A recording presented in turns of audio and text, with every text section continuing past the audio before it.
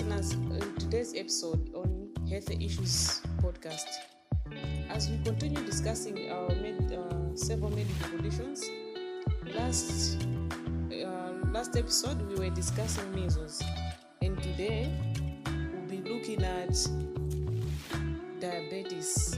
You are with me, Livness Mchoga, and I'm not alone. I'm also with Mr. Gift Josam, our usual guest. Welcome, Mr. Josam. Thank you very much to this session for diabetes. All right. Mr. Josam, I think we should start.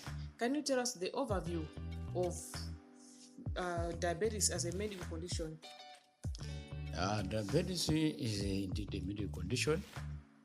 It's a chronic medical condition which mostly characterized by high blood sugar levels in the blood. This is due to inadequate insulin production or insulin has got resistance. So most of the people that suffer diabetes is because there are two areas. Insulin is being produced in the lower, or insulin is being resistant to the situation to handle it. So statistically, we can say 463 million people worldwide have the diabetes. 34 million people, that is especially in USA, according to Center for Disease Control, they have got diabetes mellitus. In addition to that, diabetes again is the seventh leading cause of death globally. That's according to WHO. So in those areas, that's why you can say the overview and the statistical as well as the epidemiological mark of it. Sure. All right. Are there any types of this medical condition, diabetes? As I said already, that is a chronic medical condition. It has got 5 different types of it. Number 1 is diabetes mellitus type 1. It is abbreviated as T1D. This one is autoimmune disease, typically developing in the childhood. When you are young, you can develop this kind of condition whereby most of the time it's a genetic one. Number 2 type is type 2 diabetes mellitus, which is abbreviated as T2D. Most common form often linked with obesity and physical inactivity. If you are not having physical exercise and you are obese enough, the chances for you to get the diabetes type 2 is very high. Number 3 is gestational diabetes. This one develops when the woman is pregnant. How this comes, we shall see as we go along. However, this one develops most of the time. The woman has got the genetic marker of diabetes and she transported it to the fetus via the placenta potomotor. In that case, the baby will be like macrosomic baby, whereby the baby will fail to pass through the vulva. As such, it will result into nothing but cesarean section might follow. That's gestational diabetes because of macrosomic baby. Number 4 is latent autoimmune diabetes in adults, which is a combination of T1ID and T2D.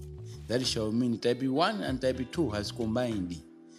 If type 1 and type 2 has combined, it makes latent autoimmune diabetes. That is only in adults only. That's what I can say. Number 5 is monogenic diabetes. Very rare. It's a genetic form. Of course, all these things, you can see them, they are interrelated. 1 and 2 exist on its own. However, it can combine itself to make 4, which is latent autoimmune diabetes in adults. Yes. All right. Are there any signs and symptoms of this diabetes as a medical condition? Are there any signs? Correct. Yes, there are some clinical presentation in deducing diabetes mellitus. The first thing, during elementary school, we are told that there are 3 P's. Number 1 is increased thirst and urination. Thirst comes because insulin controls or regulates the sugar, it controls the sugar, functionality of sugar, and how the sugar is being used in the body. Number 2 is urination, increased thirst as well as urination. Number 2 is fatigue. You become so very, very, very tired. Why? Because the resist, as I said that already in overview, that this disease, it reduces the efficacy of insulin. Insulin can be reduced or having resistance, especially to acin cells, which have got the capacity or the ligands that will attract this insulin. And such, if the sugar is not controlled well, that shall mean your body muscles cannot function properly. As such, fatigue will result. Number 3 is blood vision. Blood vision coming because it has complications. It complicates too optic nerves.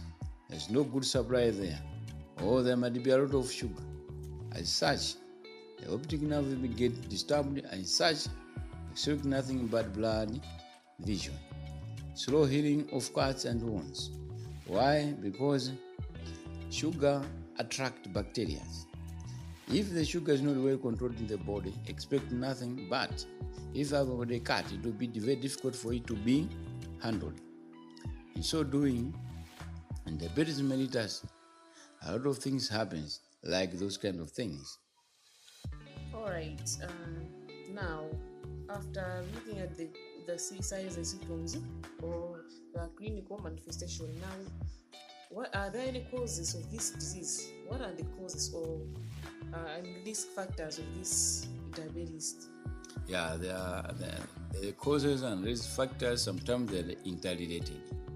The first thing is we have to know that the cause, I have already put it there, that the cause of this disease is what we call insulin resistance, or there is inadequate insulin production. However, the risk factors, these are the risk factors. Number 1 risk factor is genetic. If you are born from the parents that have got diabetes by their nature, in their genetic makeup, you are likely to have those kind of things. You are likely. The chances are there that you can easily catch this disease. Why?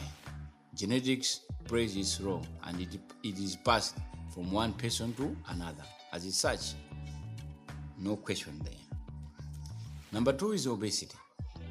When you are too obese, you are just eating anyhow, and you want to be plumber like someone else, then you have got a very good chance of getting diabetes, because you end up having insulin production being inadequate or being resistant because of obesity. Because that sugar needs to be controlled.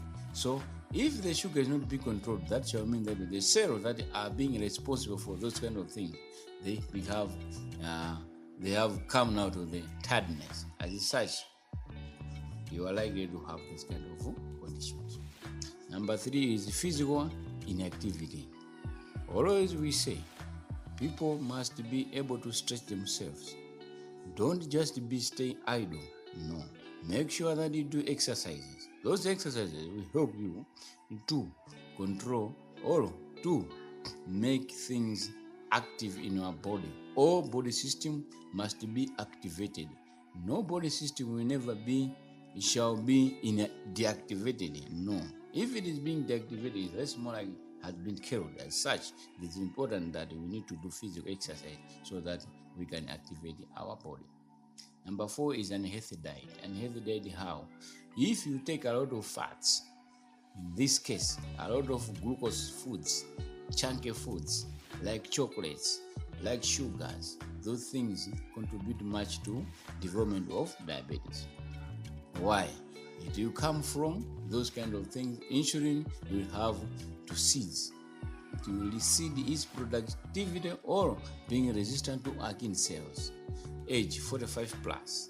If you are 45 plus, the thinking of individual 45 and someone else with 35 is different. 45 will be idle at home. You'll be just staying. That is related to physical inactivity. As such, this group they are at risk of catching diabetes because they have got age whereby you are very so idle, you don't do exercises, you are just staying at home, waiting for someone else to cook for you and doing everything for you. As such, the chances for you to get this condition is very high. Family history. In this case, we are talking about genetics. If someone in the family has got diabetes, the chances are there that someone else in that family has got the chance to catch those kind of disease. Ethnicity. Where are you coming from? Are you African? Are you American, Hispanic, Latin, American, Indian, or whichever kind of ethnic tribe? Most of the time, this disease attacks the African Americans. Why? These guys are described that they like eating too much. They like to eat as if they are moving out from the place. As such, eating contributes a lot of production of sugar in the body. As such, the Akin cells, even insulin production, it gets reduced. Hence, they get this kind of condition. Those are some of the predisposing factors for the diabetes mellitus. Okay, so how do you diagnose the diabetes? Yeah, diabetes is diagnosed using a very simple test in laboratory. Most of the time, we ask the patient to come in the morning when he or she has stayed at least 8 hours without taking any food. That's what we call fast blood sugar, FBC. FBS rather, not FBC. FBC is full blood count, but this is fast blood sugar. So fast blood sugar, we take care much of the time. We measure content of glucose in the bloodstream. It has got its own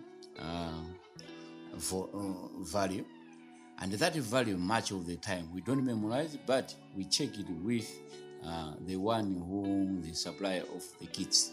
Every kit has got its own value, so it is very imperative that I should not mention the value for sugar, but the normal glucose content of individual, it should not be exceeding what we call 90 or 70 millimoles per liter. Millimoles per liter. However, different manufacturers bring out of different test kits. So number one diagnosis is fast plasma glucose, FPG, or fast blood sugar, FBG. We can do oral glucose tolerance test, which is an ordinary method. This time around we are no longer using this one. Number two, we can measure hemoglobin A1C. This test is very important, and it will exactly evaluate how the sugar content is, because it just picks the sugar content on the surface of red blood cells, especially on the hemoglobin molecule. Number four is random plasma glucose test, or random blood sugar. You can just pick the sugar content of individual at any time you want. If the patient has come to the hospital, you request her, all method must be respected. Take the sample and you measure it, the content of glucose in the bloodstream. From there, then you keep it.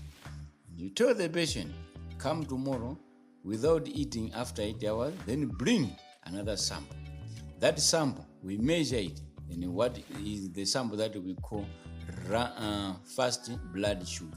So random blood sugar and fast blood sugar, they're different. Random will give you right there how much sugar it is in her blood or in his blood system. While fast blood sugar will tell you how much content does this individual conserve in his or her bloodstream when she doesn't take in anything. It shall imply that insulin productivity, is it resistant?